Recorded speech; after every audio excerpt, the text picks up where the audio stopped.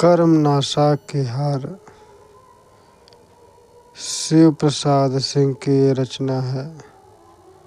कर्मनाशा की हार एक ऐसी कहानी है जो रूढ़वादिता, अंधविश्वास और सामाजिक कुरीतियों का अदम्य साहस के साथ विरोध करती है। कर्मनाशा एक नदी है जिसमें प्रायः प्रत्येक वर्ष भयंकर बाढ़ आती है और जन-धन की क्षति करके ही जाती है। इस कहानी के नायक भैरव पांडे हैं, जो कि कर्मनाशा नदी के किनारे नई डीह नामक गांव में रहते हुए पैरों से अपाहिज हैं। उनके माता पिता की मृत्यु हो चुकी है। माता पिता की मृत्यु के साथ उनके 2 वर्षीय छोटे भाई के पालन पोषण का उत्तरदायित्व भी है उन्हीं के ऊपर आ गया। उन्होंने बखूबी निभाया। भैरव पांडे का छोटा भाई कुलदीप अब 16 वर्ष का नवयुवक हो चुका है। पांडे की पुश्तैनी घर के समीप एक मल्लाह परिवार रहता है। इसी परिवार की एक विधवा पुत्री है फूलमती, जो कि एक दिन पांडे के घर अपनी बाल्टी मांगने आए थे, जिसे पांडे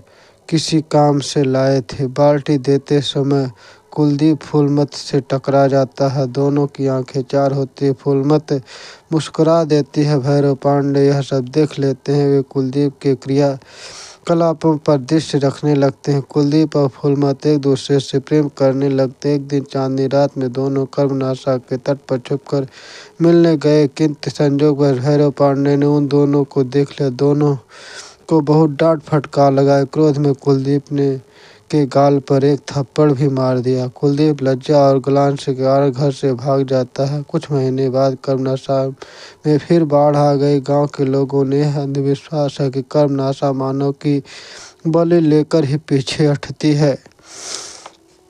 विधवा फूलमती कुलदीप के बच्चे को जन्म दे चुकी है। जब से यह बात गांव में फैली है, तब से गांव वाले फूलमती को इस बाढ़ का कारण मानने लगे। सबने मिलकर एक अमानवीय और क्रूर निर्णय लिया कि फूलमती को उसके बच्चे सहित कर्मनाशा में फेंक दिया जाए। सभी नदी के तट पर इकट्ठा हो चुके हैं। फूलमती अपने बच्चों को छाती से चिपकाए भयभीत खड़ी थी। उसी समय भैरव पांडे भी वहां आए और इस क्रूरता को रोकना चाहते हैं। मुखिया का विरोध करने का साहस किसी में नहीं था। मुखिया ने भैरव पांडे से पूछा, तुम्हारी क्या राय है?